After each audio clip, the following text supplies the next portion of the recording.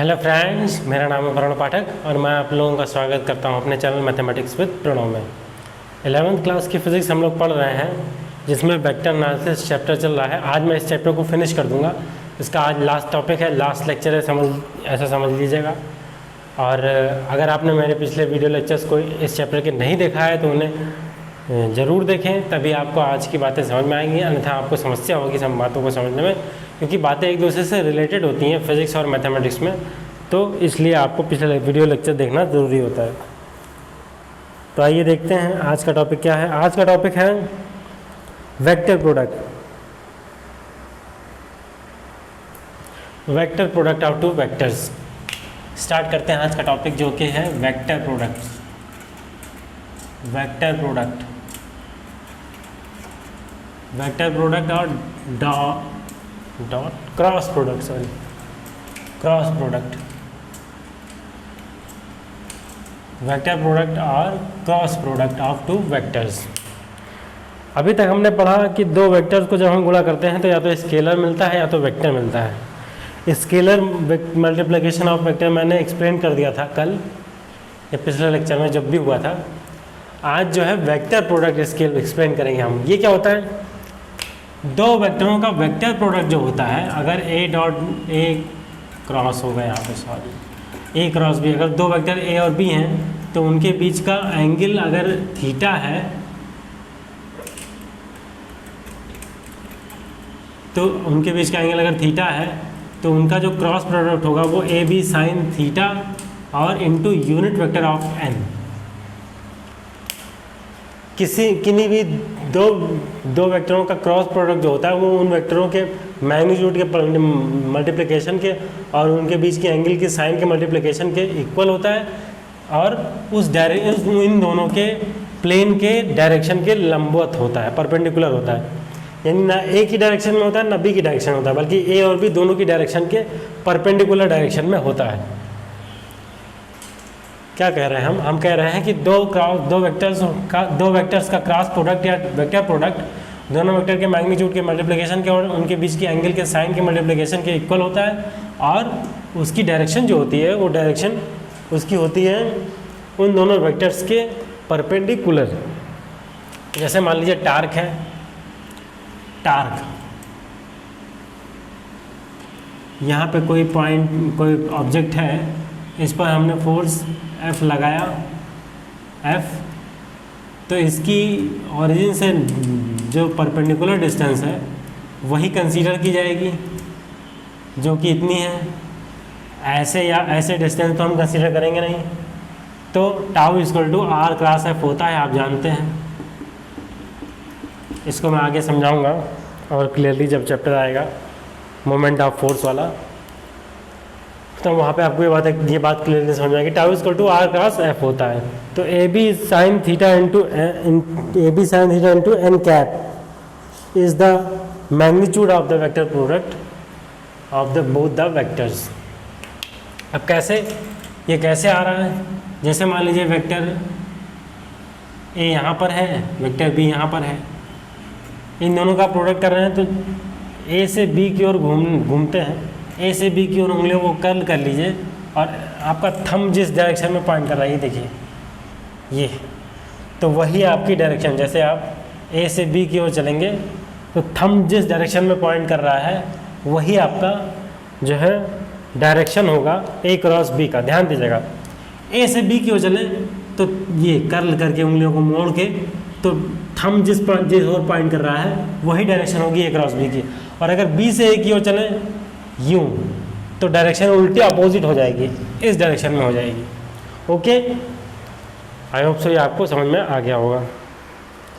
अब आइए चलते हैं वेक्टर प्रोडक्ट के प्रॉपर्टीज़ देखने। लेक्चर को ज़्यादा लंबा नहीं खींचूंगा मैं आज,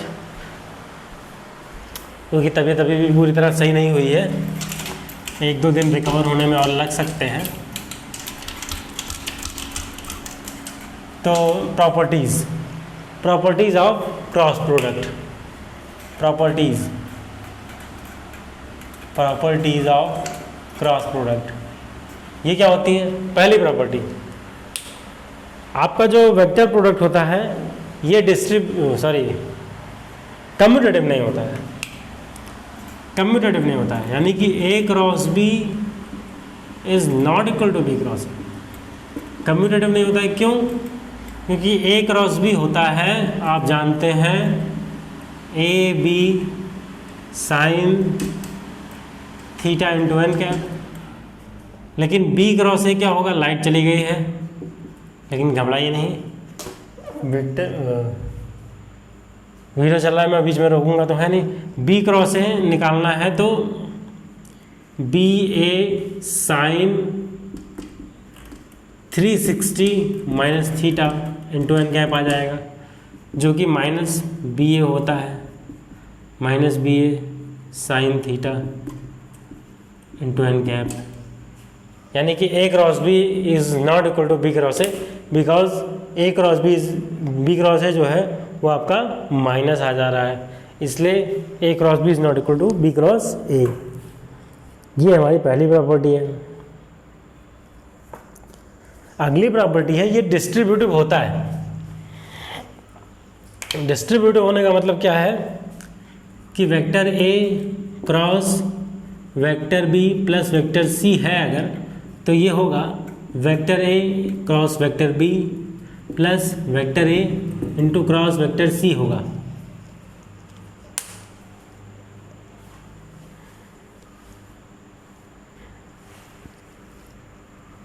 ए cross vector B plus vector C है, हमें गिवन है, इनका वेक्टर प्रोडक्ट निकालना है, इस सम का वेक्टर प्रोडक्ट ए से, तो अलग अलग दोनों को प्रोडक्ट करके फिर अभी हम जोड़ सकते हैं। यानी कि ए जो है डिस्ट्रीब्यूट हो जाता है ए और बी और सी पर। इसका मतलब वेक्टर, हमारा जो वेक्टर प्रोडक्ट है वो कैसा होता है? वो कम्यूटेटिव नहीं होता, लेकिन डिस्ट्रीब्यूटिव होता है। ओके, आई होप सो बात आपको समझ में आ रही होगी। आगे चलते हैं अगली प्रॉपर्टीज़ की ओर।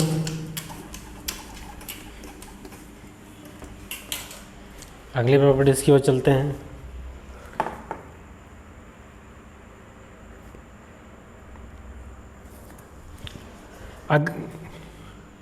अगर दो वेक्टर परपेंडिकुलर हैं, यानी कि vector A is perpendicular to vector B, vector A और बी वेक्टर जो है वो परपेंडिकुलर हैं, तो क्या होगा? तो ए क्रॉस बी होगा A B sine 90 into N cap, यानी कि ये हो जाएगा A B into N cap. Sine 90 की वैल्यू 1 हो जाएगी, यानी उन दोनों के एन को हटा दीजिए क्योंकि एन की वैल्यू 1 हो जाएगी। एन उन दोनों के मैग्नीट्यूड के इक्वल हो जाएगी, मैग्नीट्यूड के प्रोडक्ट के इक्वल हो जाएगा, एन कैप रहेगा। जब हम मैग्नीट्यूड लेंगे तब एन कैप हटाएंगे। ए परपेंडिकुलर टू बी का मतलब क्या है कि दोनों वेक्टर्स के बीच जो एंगल है वो 90 डिग्री का है। तो अगर एंगल 90 डिग्री का है तो साइन 91 होता है, तो A cross B A B into N cap हो जाएगा। अब अगर दोनों वेक्टर परपेंडिकुलर ना होकर बल्कि पैरेलल हो तो क्या होगा? पैरेलल होने का मतलब उन दोनों वेक्टर्स के बीच का एंगल क्या होगा? 0 हो जाएगा, यानी A B sine 0 into N cap, यानी कि ये 0 हो जाएगा, क्योंकि साइन 0 0 होता है, ये आप जानते हैं। आई होप सो ये आपको पता होगा, पता होना ही चाहिए। नहीं पता है तो आज पता लग गया होगा आपको। साइन 90 0 होता है, साइन 0 0 होता है, तो यहाँ से वेक्टर 0 हो जाएगा। अब कोई वेक्टर अगर अपने से ही क्रॉस प्रोडक्ट निकालना चाहे तो, यानी वेक्टर ए और वेक्टर ए, तो ये आप जानते हैं कि ए इंटू ए किसी वेक्टर का उसी वेक्टर से एंगल 0 होता है, एन कैप, तो ये हो जाएगा 0। यानी दो वेक्टर का वेक्टर प्रोडक्ट अगर वो दोनों वेक्टर सेम है और तो उनके बीच का क्रॉस प्रोडक्ट जो है वो 0 होता है। ओके, आई होप से यहाँ तक आपको बातें समझ में आ गई होंगी। अब आइए चलते हैं बहुत ही इम्पोर्टेंट कॉन्सेप्ट पर,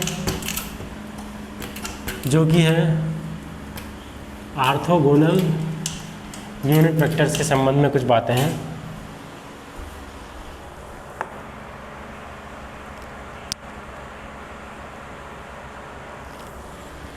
आई cross J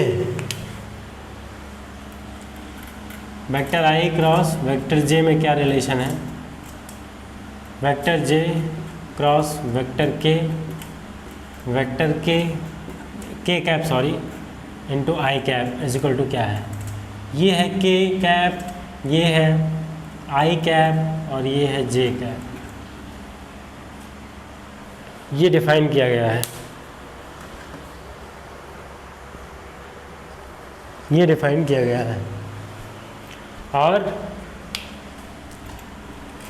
I cap cross I cap is equal to J cap cross J cap is equal to K cap cross K cap is equal to 0। किसी वेक्टर का उसी वेक्टर से वेक्टर प्रोडक्ट यानी कि cross product 0 के equal होता है, इसलिए और आई एक दूसरे के 0 एंगल पर होंगे एक दूसरे से, इसलिए ये 0 हो जाएगा। और आई और जे जो होंगे वो एक दूसरे के परपेंडिकुलर होंगे। अब आई और जे के बीच के परपेंडिकुलर कौन सी डायरेक्शन है, आप जानते हैं कि वो के की direction vector X Y Z अगर है, जैसे कि ये है हमारा ऑर्थोगोनल यूनिट वेक्टर सिस्टम, ये एक्स ये वाई ये जेड, यहाँ पे आई कैप, यहाँ पे जे कैप, यहाँ पे के कैप। यह आई और जे के परपेंडिकुलर के है, के और जे के परपेंडिकुलर आई है, और जे और आई के परपेंडिकुलर के है। इस तरह से ये तीनों एक दूसरे के परपेंडिकुलर हैं। इसी वजह से आई क्रॉस जे इजकल टू के, जे क्रॉस के इजकल टू आई और के क्रॉस आई इजकल टू जे आ रहा है। ओके, आई होप सो यहाँ तक आपको बात समझ में आ गई होगी। चलिए आगे चलते हैं। अगला स्टेप, अगला और बहुत इम्पॉर्टेंट कंसेप्ट जो हम लोग पढ़ने चल रहे हैं। अगर दो वेक्टर दिए हैं तो उनका क्रॉस प्रोडक्ट कैसे निकालेंगे। जैसे कि दो वेक्टर हमें गिवन है, पहला वेक्टर है vector A is equal to A X I plus A Y J plus A Z K cap, B is equal to B X I cap plus B Y J cap plus B Z K cap. ये दिया है तो A cross भी निकालना है। तो A cross भी कैसे आएगा, दोनों को चाहे तो आप मल्टीप्लाई करके देख सकते हैं। रिज़ल्ट आता है I J K A X A Y A Z B X B Y B Z, ये आता है रिज़ल्ट।